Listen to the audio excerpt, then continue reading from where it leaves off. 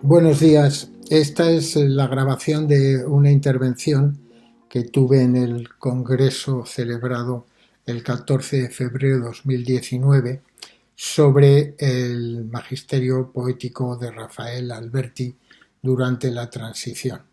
Como complemento de esta grabación, intentaré subir un PowerPoint para ilustrar algunas o bastantes de las cosas que voy a explicar.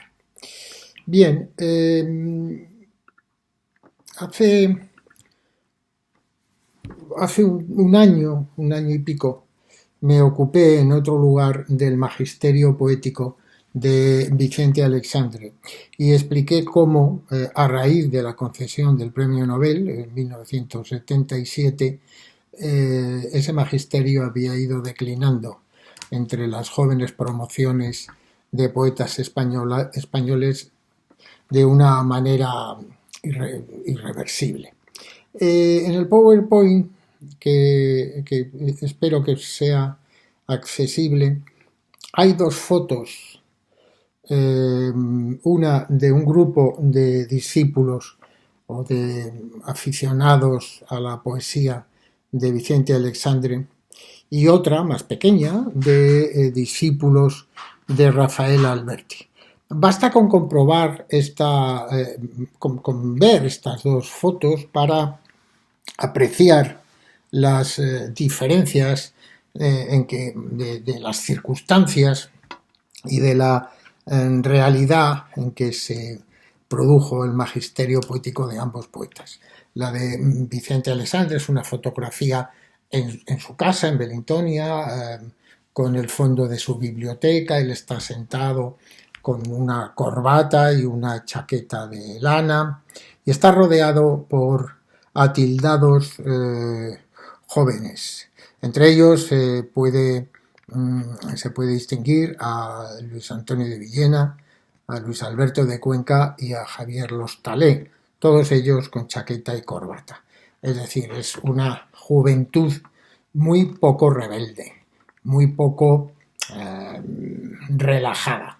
Hay una tensión de foto histórica entre ellos y muy poca empatía personal. La foto de Alberti está hecha en un restaurante donde se ven las copas, las botellas, al final de la comida. Las copas, las botellas, los platos ya medio vacíos. En ella se aprecia a un Alberti con una camisa de estas floreadas en manga corta y a algunos de los jóvenes que le rodean. Se distingue muy bien a Álvaro Salvador, a Luis García Montero y a Javier Egea, los tres mosqueteros del albertismo en aquella época, y es una comida de amigos, es una comida de risas, de diversión, distendida. No existe el embaramiento que tienen los discípulos de Aleixandre en su foto.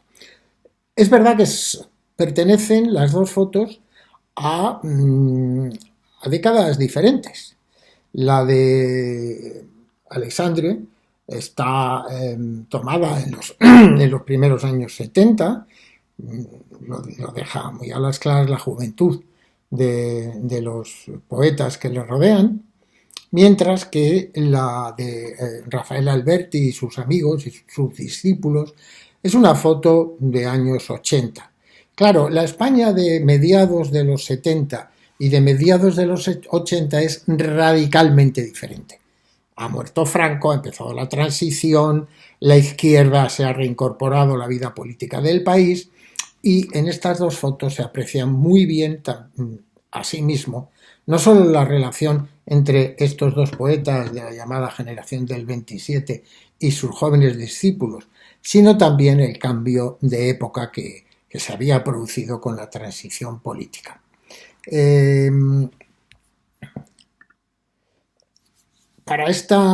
para esta presentación he utilizado como bibliografía algunas monografías de singular importancia. Una de ellas de Francisco Díaz de Castro, Presencia de Rafael Alberti en la poesía española de posguerra, una primera aproximación en uno de los volúmenes del homenaje al profesor Cristóbal Cuevas, editado por Salvador Montesa en Málaga en 2005. También he utilizado el artículo de Araceli Iravedra, nosotros lo llamamos Camarada, Notas sobre Alberti y la otra sentimentalidad, publicado en el número 732 de Ínsula, en diciembre de 2007, y el artículo de Juan José Tellez, Retrato del poeta, recién publicado en el volumen colectivo La hora de escribir, perspectivas sobre Luis García Montero, que editaron Juan Carlos Abril y Fernández Serrato en Visor en el 2018. Bien, vamos a centrarnos pues en Rafael Alberti y su magisterio. Recordemos que Rafael Alberti vuelve a España en abril, el 27 de abril de 1977, después de muchos años de exilio. Él tiene 75 años y está en una forma física y mental envidiables. La foto en la que él saluda con la mano levantada bajando la escalerilla del avión es una foto icónica del final del exilio. Él vuelve y se presenta a las elecciones generales de 1977, para las que da numerosos mítines, sobre todo en Cádiz y su provincia, dado que es la circunscripción electoral por la que se presenta. Hay una foto también muy recordada, que es la del grupo parlamentario o el grupo de parlamentarios del Partido Comunista de España a consecuencia de esas elecciones. En primera fila hay 5 personajes absolutamente históricos. De derecha a izquierda se puede ver a Ignacio Gallego, a Santiago Carrillo, a Dolores Ibarruri, a López Raimundo, el político del PSUC, y al propio Rafael Alberti. Bien, Alberti cede pronto el escaño al líder obrero que le seguía en la candidatura gaditana, y él, que dice que no está hecho para la política sino para la poesía, empieza a recorrer España dando recitales que por el contenido de la poesía se convierten también en mítines políticos, ¿no? Un hecho muy relevante es que en el día 25 de febrero de 1980 Alberti entra por fin en Granada. Hay una foto en el PowerPoint, se ve que el alcalde socialista Antonio Jara le entrega la llave de la ciudad. La entrada de Alberti en Granada era un acontecimiento casi mítico, poético, puesto que él había escrito un famoso poema dedicado a Federico García Lorca, Nunca entré en Granada. Y ese no haber visitado Granada, la Granada de su gran amigo Federico García Lorca, era una especie de leitmotiv, de obsesión en el exilio, que ahora ve por fin cumplida en el año 80. Y ahí empieza una relación muy importante con Granada y con los poetas granadinos. Decisiva en la configuración de este magisterio poético. Luis García Montero, en su artículo Cuando tú apareciste, publicado en el libro Rafael Alberti y María Teresa León cumplen 100 años, editado por mí mismo en Santander en el año 2004, nos dice: cuando volvieron a Granada, después de 38 años de exilio, el 27 de abril de 1977, el regreso de la pareja significó un capítulo importante en la conquista de la normalidad democrática.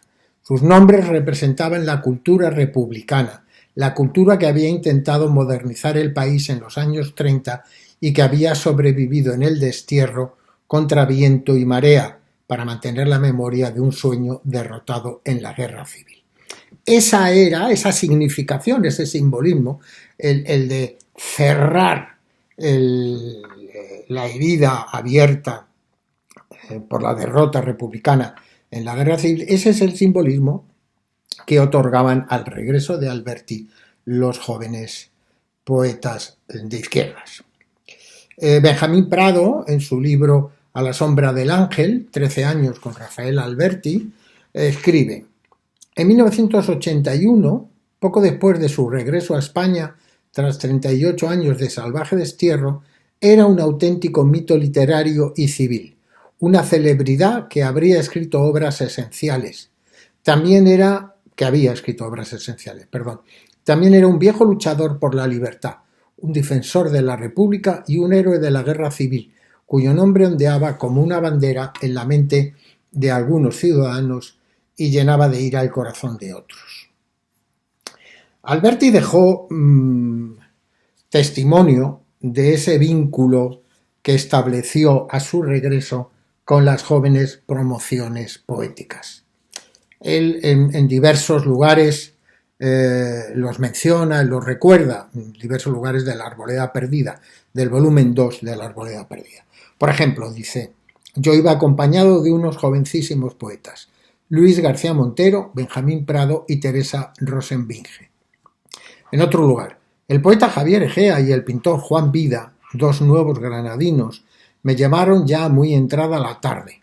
Llegaba sencillamente para recordar a Federico, solo a través de lo que escribí a todo lo largo de mi vida y que hace muy poco un joven creciente poeta de Granada, Luis García Montero, ha recogido en un libro bajo el título dado por mí, Federico García Lorca, poeta y amigo.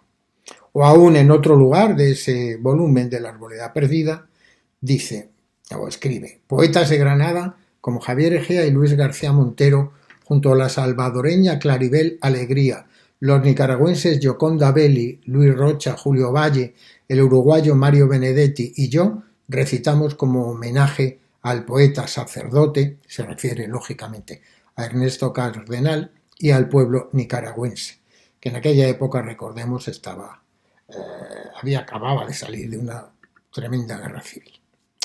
Bien, en otro lugar dice que entre aquellas personas que lleva en su corazón, cita a jovencísimos poetas como Javier Egea, Fanny Rubio, Álvaro Salvador, Ana Rossetti, Antonio Jiménez Millán, Luis García Montero y Benjamín Prado con su amor Teresita Rosenbinge. Esa es la nómina más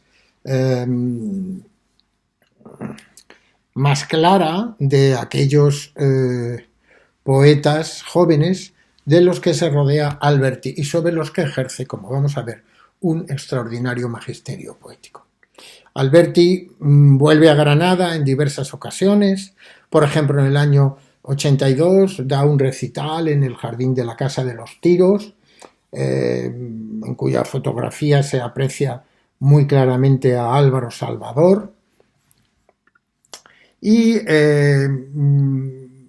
la nómina se incrementa con Teresa Gómez, hay fotos, y Antonio Jiménez Millán, hay fotos muy evidentes de esa relación.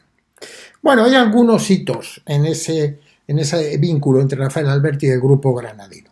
Por ejemplo, ya hemos mencionado que el 24 de febrero de 1980 entró en Granada. Era una entrada casi, fue apoteósica, como si un libertador o un rey conquistador toma posesión de una plaza largamente ambicionada, ¿no? En mayo del 82, hemos hablado del recital de la Casa de los Tiros, en mayo del 82 se hace una semana dedicada a él por el aula de poesía de la universidad. Y ahí tiene lugar esa lectura en la Casa de los Tiros, pero sobre todo un acontecimiento de gran relevancia es el homenaje en el bar La Tertulia. La Tertulia es un bar granadino de honda raigambre cultural, donde lo posee y lo dirige Tato Révora, un argentino letra herido también, ¿no? Porque en ese homenaje de la tertulia es cuando se lee el llamado Manifiesto Albertista. El Manifiesto Albertista, como su nombre indica, es un texto escrito a la limón por Javier Egea y Luis García Montero en homenaje y defensa de la poesía de Rafael Alberti y de su significación política y cultural.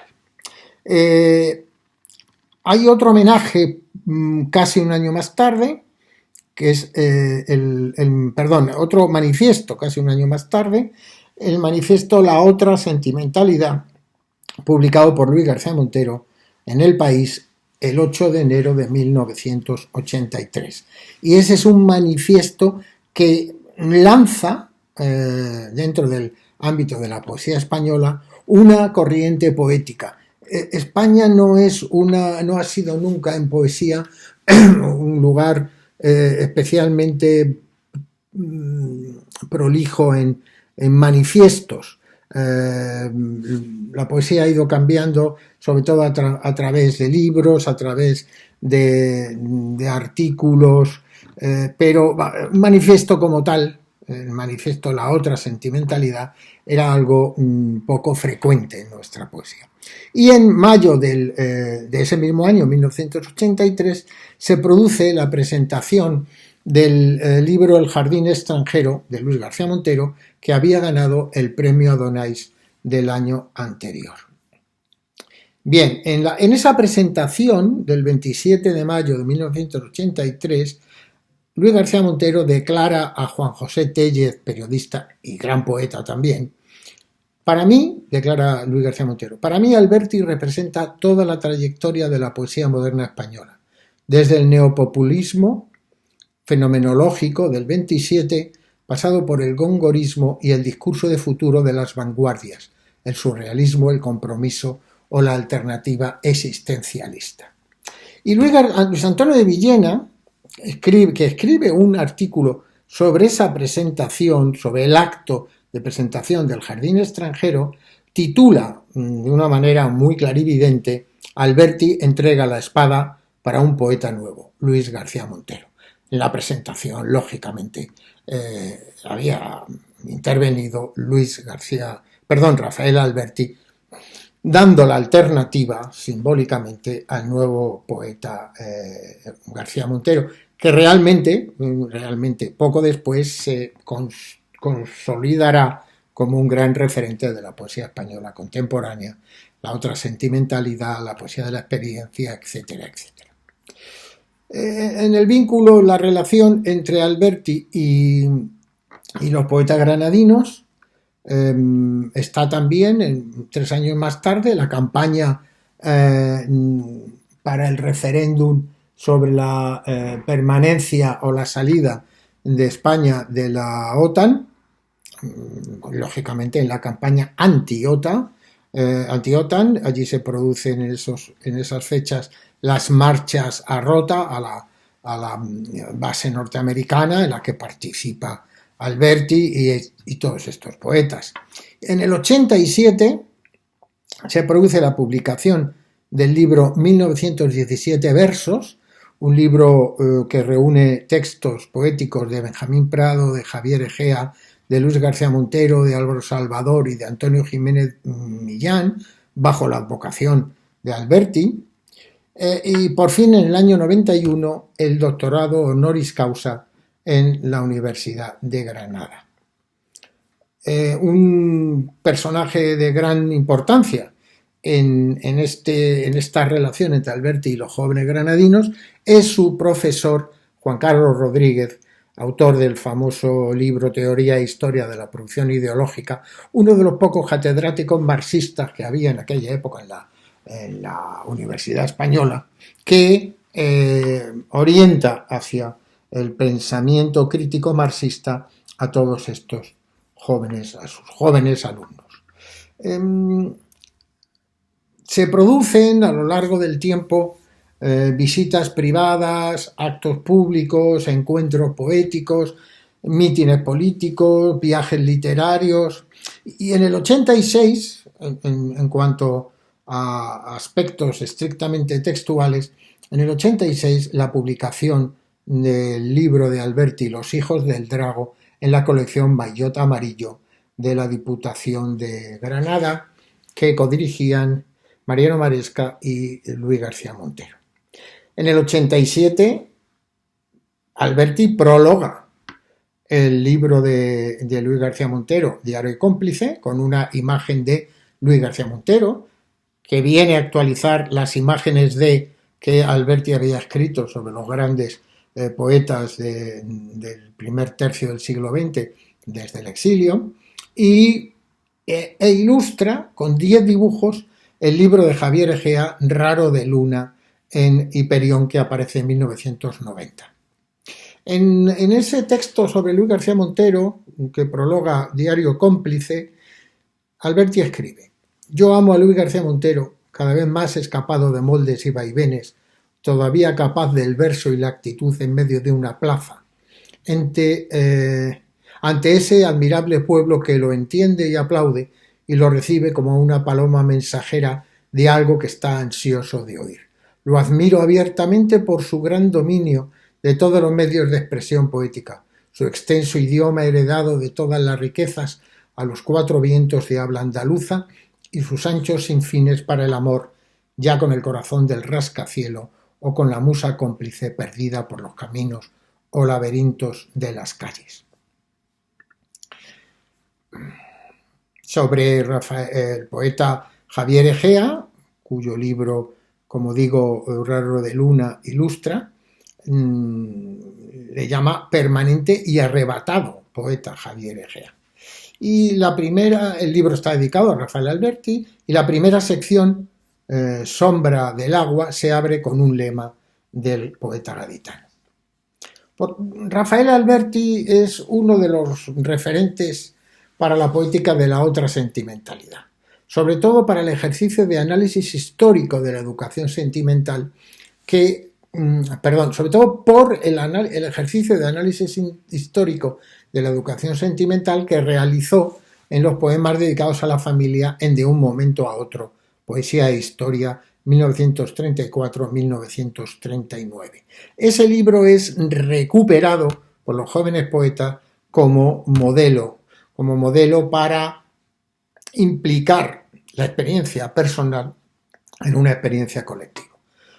También Versos sueltos de cada día, el libro de Alberti publicado en Seix Barral en 1982, se convierte en un libro de cabecera. Benjamín Prado, por ejemplo, ha escrito de él un libro que desde entonces me ha fascinado y cuya novedad y trascendencia literaria creo que no han sido aún reconocidas. Ese libro es un libro publicado en el 82 y yo estoy de acuerdo con Benjamín Prado en su importancia como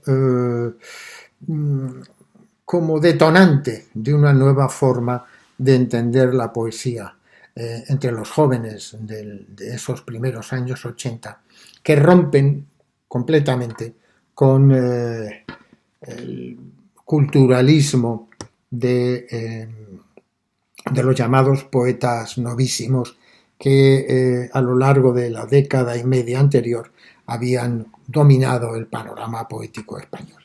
Es un libro en el que fundamentalmente encontramos un diario poético de Alberti, Versos sueltos de cada día, con esa trascendentalización de lo cotidiano en el contexto de lo colectivo.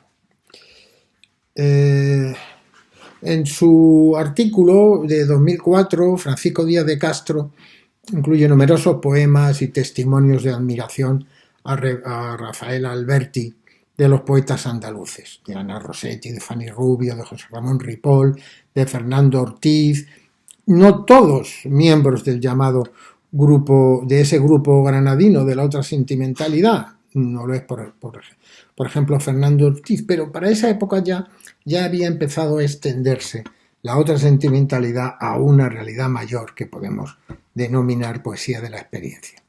Bien, pero sobre todo en esos testimonios de admiración a Alberti encontramos poemas, referencias, paratextos del grupo granadino, porque en él se une el compromiso político que identifica a los poetas con Rafael Alberti, gran referente de la España republicana, y la vida universitaria.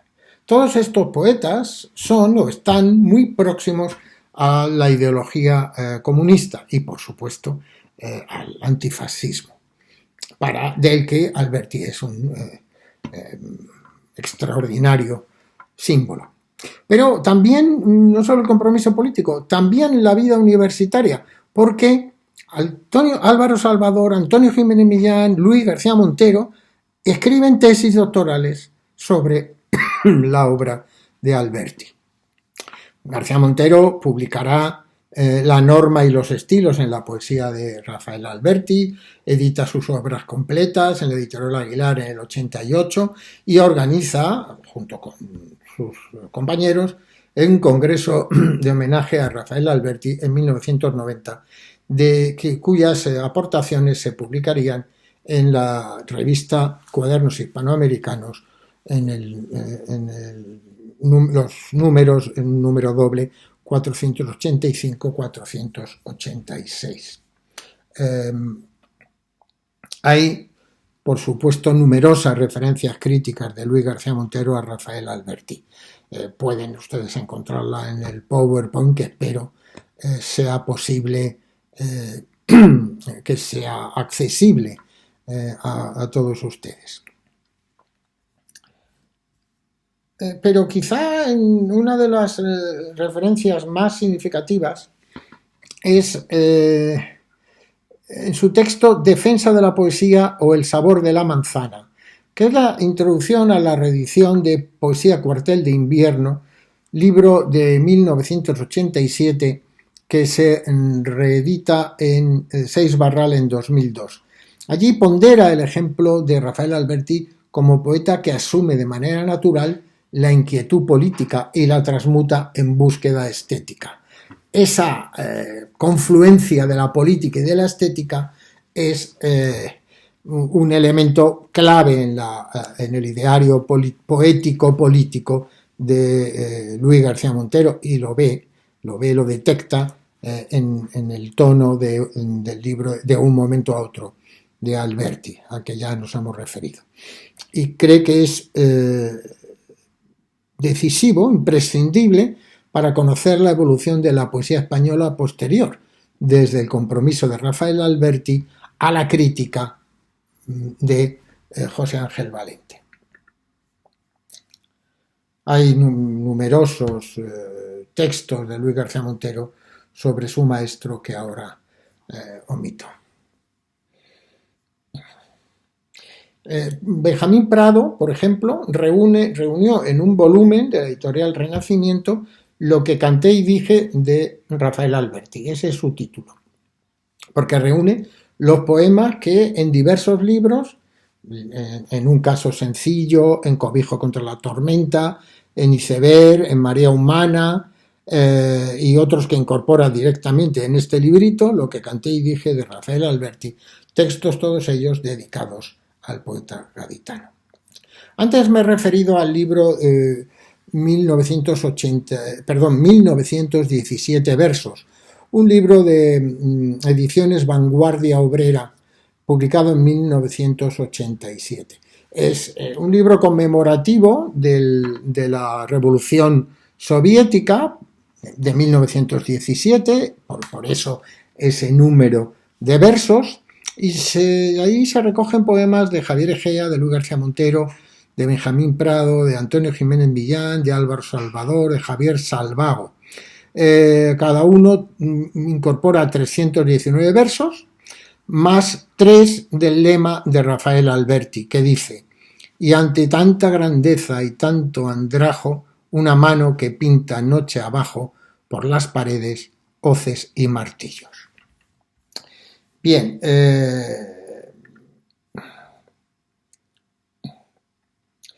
Díaz de Castro destaca lo que él llama el papel de tradición viva que Alberti supuso para estos jóvenes poetas justo antes del lanzamiento de los manifiestos, del manifiesto albertista y del manifiesto La otra sentimentalidad, en 1982, que es cuando se le hace a Alberti, como hemos comentado, el homenaje en la tertulia y se le dedica la Semana Poética del Aula de Poesía de la Universidad.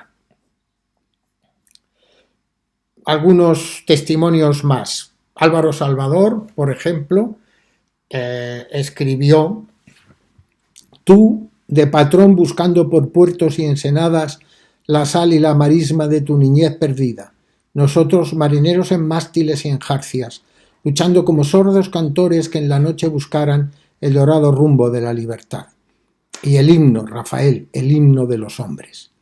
Este es un texto que forma parte de un artículo que Álvaro Salvador tituló Marineros en tierra, alocución de bienvenida a Granada en febrero de 1980, que luego fue incluido en el manifiesto albertista, en ese manifiesto albertista proclaman: nosotros lo llamamos camarada.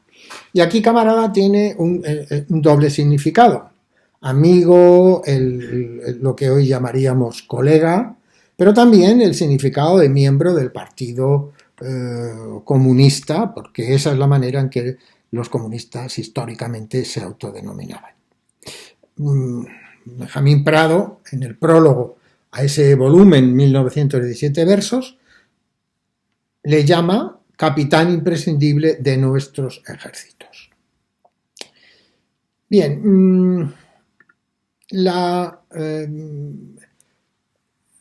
admiración, en cierto sentido casi veneración laica, que realizan los poetas de lo que pronto empezaría a llamarse ya poesía de la experiencia,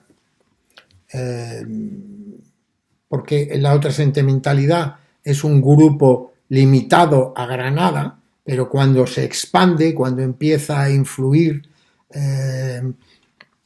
afecta o se refiere a muy variados poetas y distintos poetas. Digo que la veneración laica hacia Rafael Alberti continúa y además es una especie de aglutinante de ese posicionamiento estético. El magisterio de Alberti y su legado se convierten en un liderazgo referencial y en un que acredita, que avala un empoderamiento mediático. Este grupo es el grupo que controla o que domina la poesía española entre el año 1985 y la actualidad. Después de haber muchas transiciones, con muchas evoluciones, etc. Hay una foto que se incluye en el PowerPoint, en la última de las diapositivas del PowerPoint, de un encuentro en Lérida, un congreso que se denominó La Poesía y la Ciudad, en 1994. Esta foto es significativa por varias razones. En ella podemos ver a Carlos Marzal, desde arriba a abajo, de izquierda a derecha, Carlos Marzal, Luis Muñoz, Alex Susana, debajo Juan Bonilla, alguien que no reconozco, lo lamento, Vicente Gallego, Pere Rovira, Francisco Díaz de Castro, Joan Margarit, Luis García Montero, Antonio Jiménez Millán y Álvaro Salvador. Esa es una nómina, digamos, de gran significación de la llamada poesía de la experiencia, que hacen pues una poesía urbana, la poesía y la ciudad era el nombre del congreso, y que tienen todos ellos a Alberti como referente. El segundo comentario que quiero hacer es que en esta foto no aparece ninguna mujer. pese a que no fueron pocas las que escribieron en esta línea. Antes hemos hablado de Ana Rossetti, aunque es de una generación anterior, pero estaban Inmaculada Mengíbar, Teresa Gómez, Aurora Luque, etc. Ángeles Mora, en fin, no deja de ser notable que la poesía en 1994 estuviera prácticamente capitalizada por los hombres, lo cual venía siendo históricamente así desde hacía siglos, y como otro gran cambio, cómo ha cambiado a la actualidad, donde la mujer ha conseguido el papel que le corresponde, que merece en el ámbito de nuestra poesía. Bien, no quiero abrumarles más, solo concluir que el caso de Alberti y su magisterio en la transición, finales del siglo XX, un momento en el que Alberti consigue, curiosamente, paradójicamente, consigue el papel referencial indiscutible que se le había escatimado y que no había conseguido en su época de mayor plenitud creadora entre el año 24 y el año en fin, y el año 36, porque nunca en aquella época Alberti había conseguido un papel indiscutible como referente poético, pues lo consigue a través de los años, al cabo de los años, en esta transición en la que para los poetas jóvenes vino a suponer el engarce con la gran tradición de la poesía española contemporánea, los poetas del 27, y a la vez una salida nueva a la poesía española del momento, entroncando con aquella poesía de la República. Bien, gracias por su atención, espero que puedan ustedes ver el PowerPoint porque ilustra seguramente mejor que mis palabras este caso de complementariedad entre generaciones distintas, de red, es una auténtica red contemporánea anclada en un pasado mítico. Muchas gracias.